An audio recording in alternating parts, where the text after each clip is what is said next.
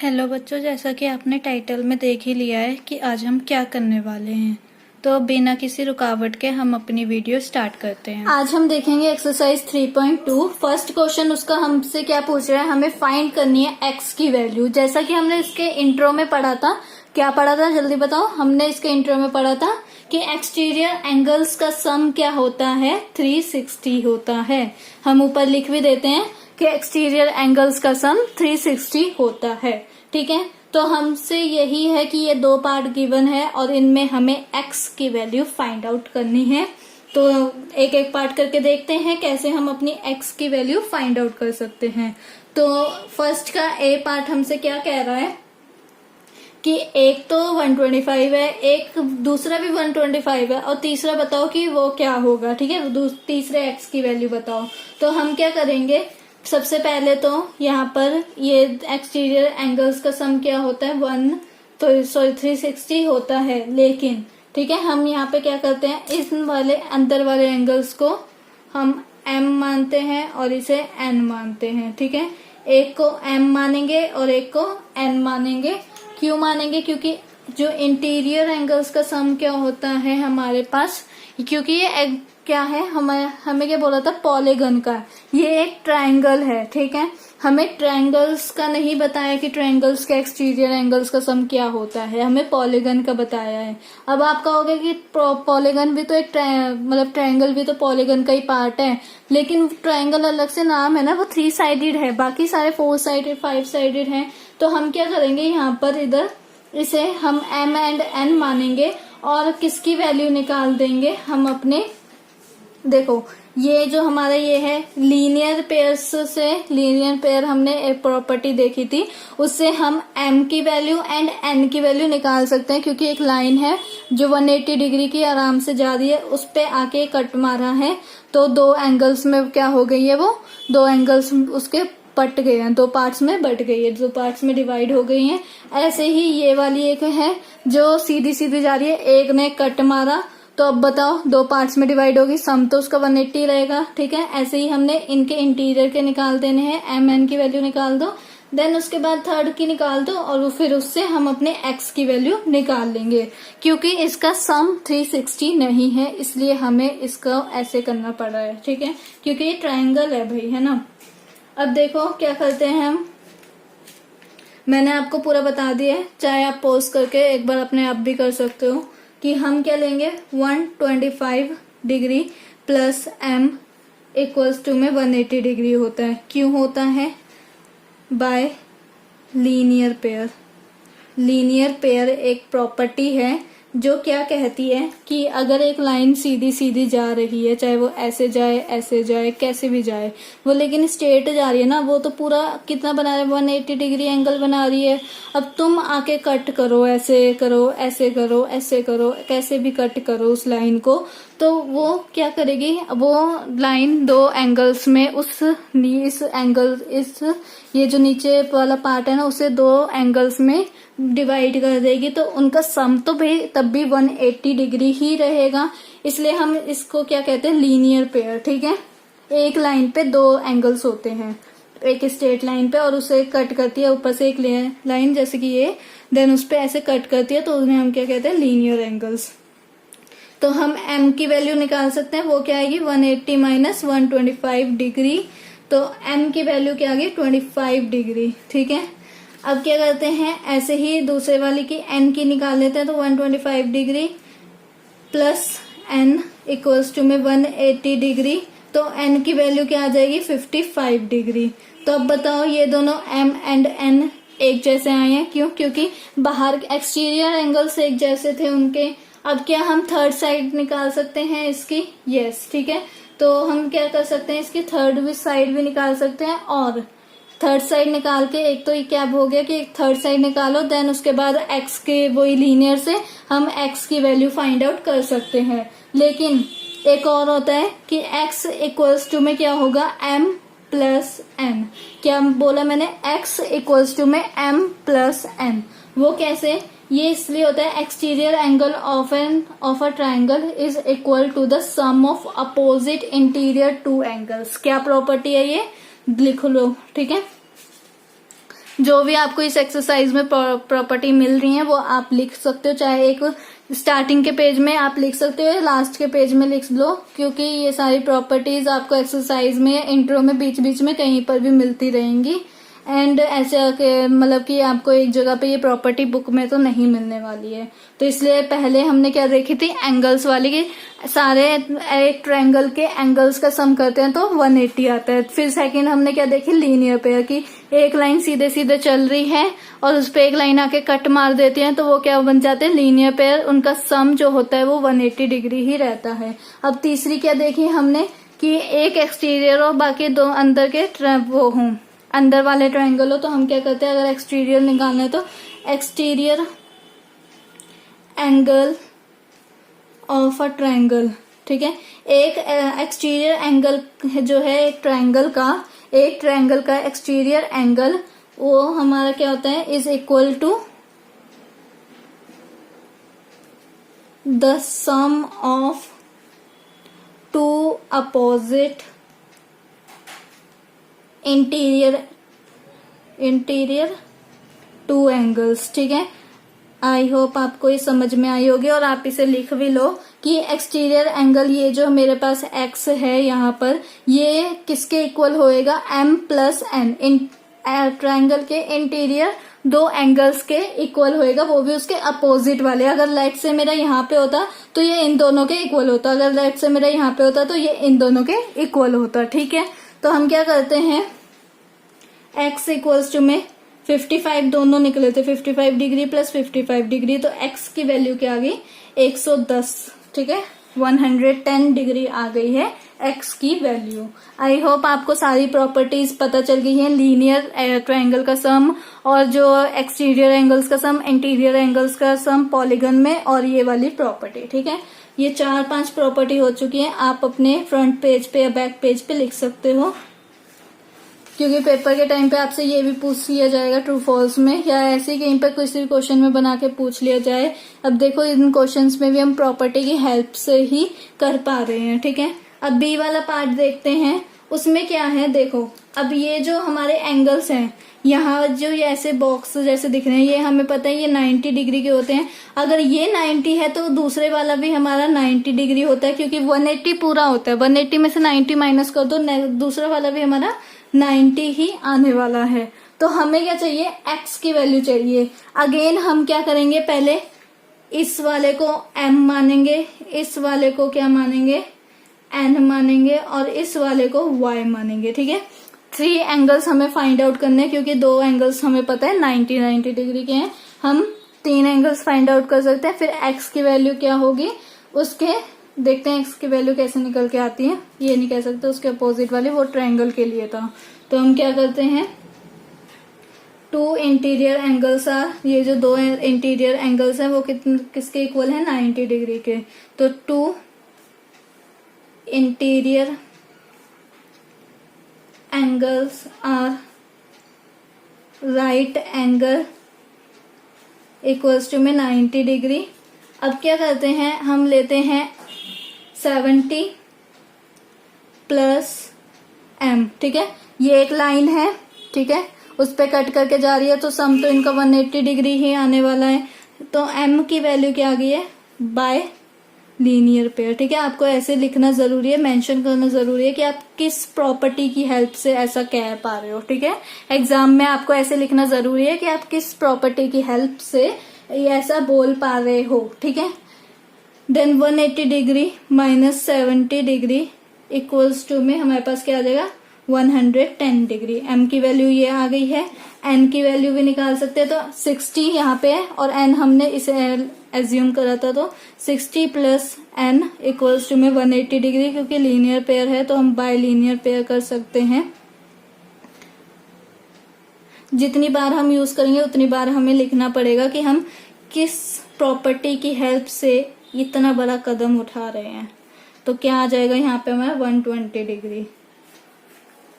तो ये हमारा हो गया। अब m n की वैल्यू तो आ गई, लेकिन हमें क्या चाहिए, y की भी वैल्यू चाहिए। तो y की वैल्यू भी कैसे निकल के आएगी कि सब कितने साइड्स हैं, ये 1 2 3 4 5 है ना। तो क्या करते थे हम, हमारा फॉर्मूला क्या था, इंटीरियर एंगल्स का सम निकालने का, n-2 multiply by 180 degree. 5 sides है, n क्या होता था, नंबर ऑफ साइड्स, तो 5 साइड्स है, -2 करो मल्टीप्लाई बाय 180 डिग्री, देन उसके बाद 5 - 2 3 multiply by 180 degree which comes out 540 degree. ठीक है, तो ये हमारी क्या निकल के आ गई है, इस पॉलीगन का पूरा क्या है, ये 540 डिग्री एस एंगल्स का सम है। तो हम इससे y की वैल्यू निकाल सकते हैं। तो हम क्या लिखेंगे, 10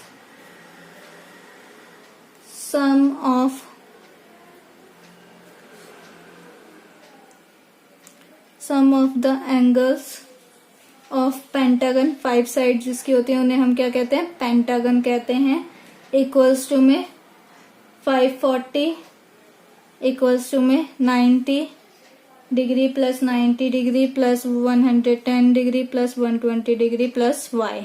अब इन सब का सम कर दो और 540 एज इट इज, तो हमारे पास कितना आ जाएगा, 410 डिग्री इक्वल्स टू में प्लस y। अब ये इधर आएगा तो माइनस का हो जाएगा, तो -410। अब क्या आ जाएगा हमारे पास, अगर y की वैल्यू हम फाइंड आउट करना चाहें तो हमारे पास क्या निकल के आएगी, 130 डिग्री। अब ये देखो, ये y हमारे पास 130 डिग्री है, तो ये मेरा क्या है, एक लीनियर, एक साफ सीधी सी लाइन जा रही है, उस पे क्या हो रहा है, एक y लाइन ने इसने कट मार दिया, तो ये 130 है। तो हम क्या कर सकते हैं, लीनियर पेयर की हेल्प से, लीनियर पेयर प्रॉपर्टी की हेल्प से निकाल सकते हैं x की वैल्यू, और वही हमें निकालनी है। तो x plus y equals to में 180 degree y by linear pair. ठीक है, तो x की वैल्यू हमें नहीं पता लेकिन y की तो पता है। उसके बाद x की वैल्यू क्या आ जाएगी, 180 degree minus 130 degree which comes out 50 degree. ठीक है, यही हमारी x की वैल्यू आएगी, है ना। अब आते हैं नेक्स्ट क्वेश्चन पे, सेकंड वाले क्वेश्चन पे। तो वो हमसे क्या कह रहा है, फाइंड द, सेकंड क्वेश्चन क्या कह रहा है, find the measure of each exterior angle of a regular polygon. Regular polygon क्या था, जिसकी सारी साइड्स इक्वल होती हैं एज वेल एज एंगल्स भी सारे इक्वल होते हैं। तो फर्स्ट पार्ट क्या है, 9 साइड्स, एंड सेकंड पार्ट क्या है, 15 साइड्स। तो पहला फर्स्ट पार्ट ही कर लेते हैं हम, सेकंड का एक्सटीरियर एंगल बताना है इसमें हमें। ठीक है, 9 साइड्स हैं, तो हम क्या करते हैं, sum of angles a regular polygon having, क्या है, हैविंग 9 साइड्स।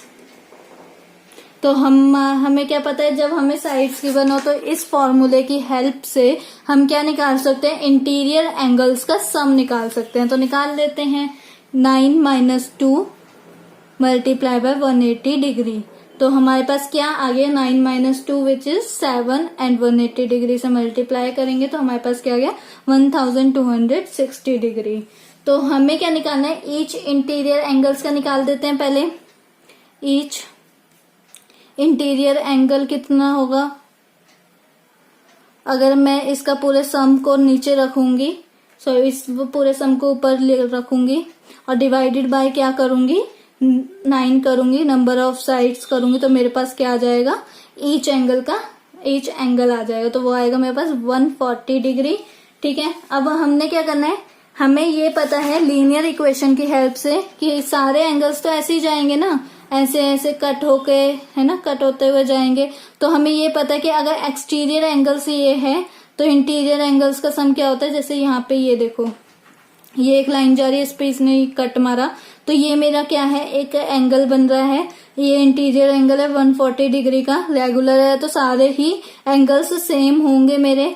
तो हमें with the help of linear pair property, तो हमें ये पता चल जाएगा कि हमारा ये जो x है, एक्सटीरियर एंगल, उसका उस एंगल का क्या है ना, उस एंगल की मेजरमेंट क्या है। तो हम क्या लिखेंगे यहाँ पे, ईच एक्सटीरियर एंगल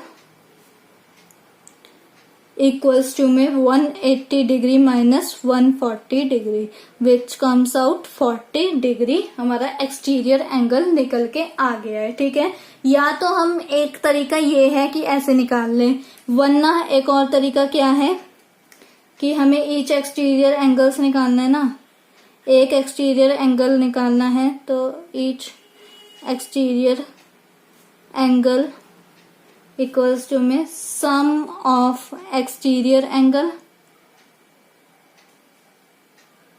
ये एक फॉर्मूला है, फिर नंबर ऑफ एंगल्स।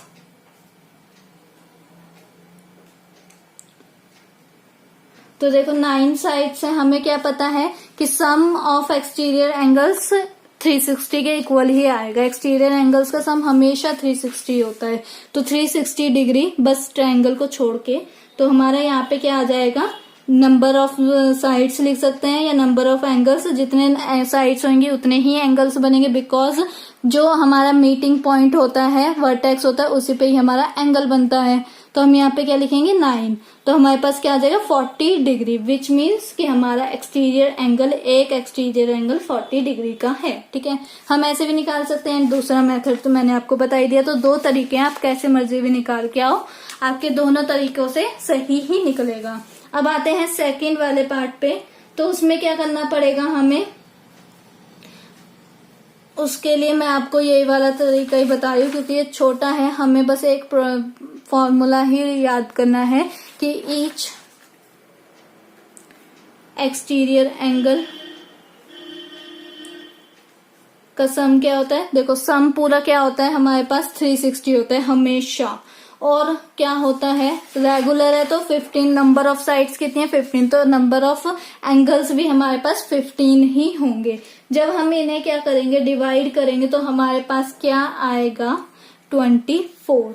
ठीक है, 24 डिग्री मेरे पास एक्सटीरियर एक एंगल आ गया 24 डिग्री, और बाकी एंगल्स भी यही होंगे क्योंकि ये रेगुलर है, रेगुलर पॉलीगन है, जिसका मतलब क्या होता है सारी साइड, सारे एंगल्स सब इक्वल।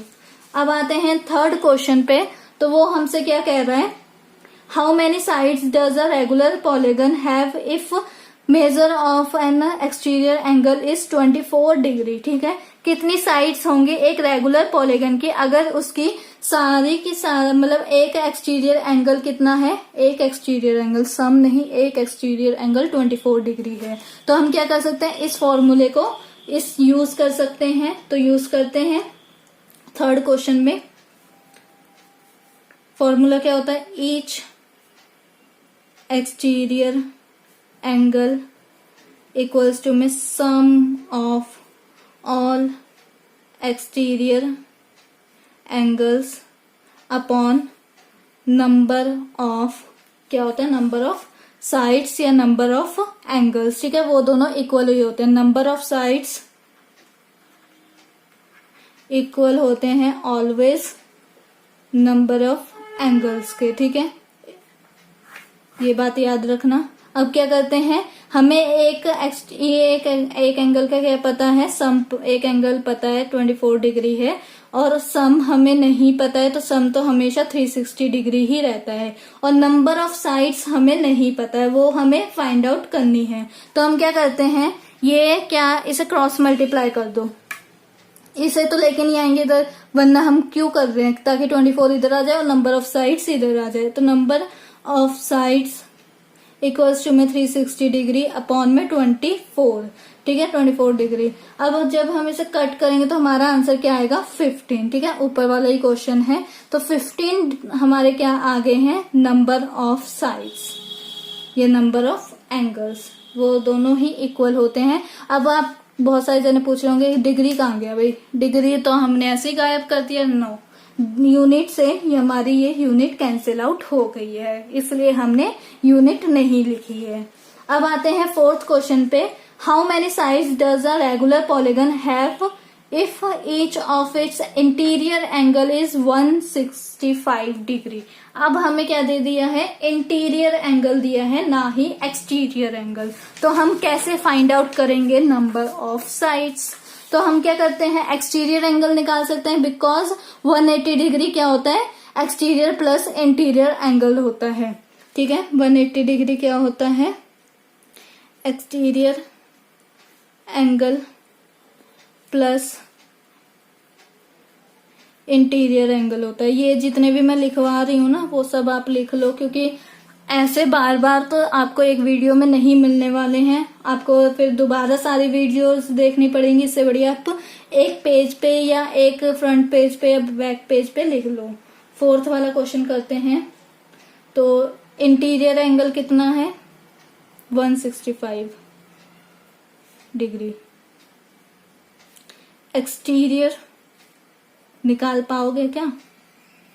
हमने कहा बिल्कुल, 180 डिग्री में से माइनस कर दो 165 डिग्री, आ जाएगा हमारे पास एक्सटीरियर एंगल। वो क्या आएगा हमारे पास? 15 डिग्री। हमने क्या बोला? हमें नंबर ऑफ साइड्स चाहिए, तो हमें तो फॉर्मूला पता है। फॉर्मूला क्या होता है? तो भाई बताया तो था भाई, फॉर्मूला ये रहा हमारा फॉर्मूला, ठीक है।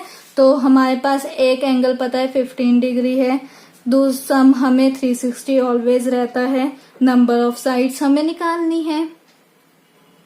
तो हम क्या करेंगे, इधर नंबर ऑफ साइड्स लेके चले जाएंगे और 360 एज इट इज इधर रहेगा, अपॉन में 15 आ जाएगा। तो क्या आएगा? कट करके मेरा 24 आ जाएगा, यूनिट से यूनिट कैंसिल, और नंबर ऑफ साइड्स मेरा कितना आ जाएगा? 24 साइड्स हैं इसमें, ठीक है। तो ये मेरा क्वेश्चन नंबर 4 भी कंप्लीट हो गया है। देन आते हैं क्वेश्चन नंबर 5 पे। वो क्या कह रहा है?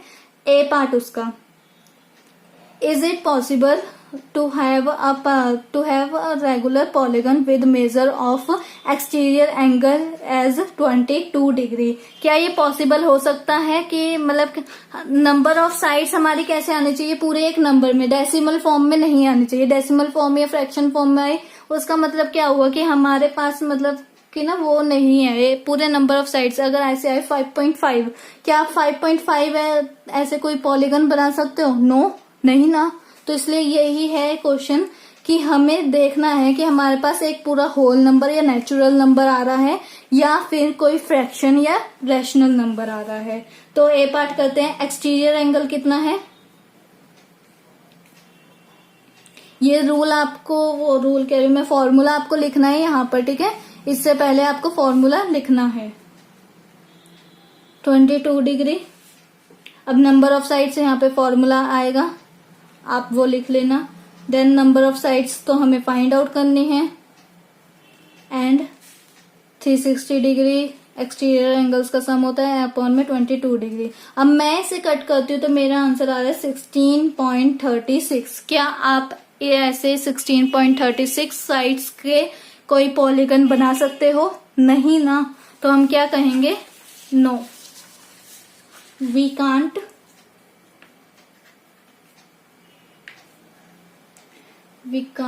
have a polygon regular, ठीक है, regular with each exterior angle as 22 degree as it is not divisor of 360। तो ये 360 का डिवाइजर नहीं है, 360 इससे पूरा पूरा कट नहीं हो पा रहा है, तो ये क्या नहीं है, ये एक एक्सटीरियर एंगल नहीं हो सकता, ठीक है। अब बी वाला पार्ट आते हैं। बी वाले पार्ट पे, can it be an interior angle of a regular polygon?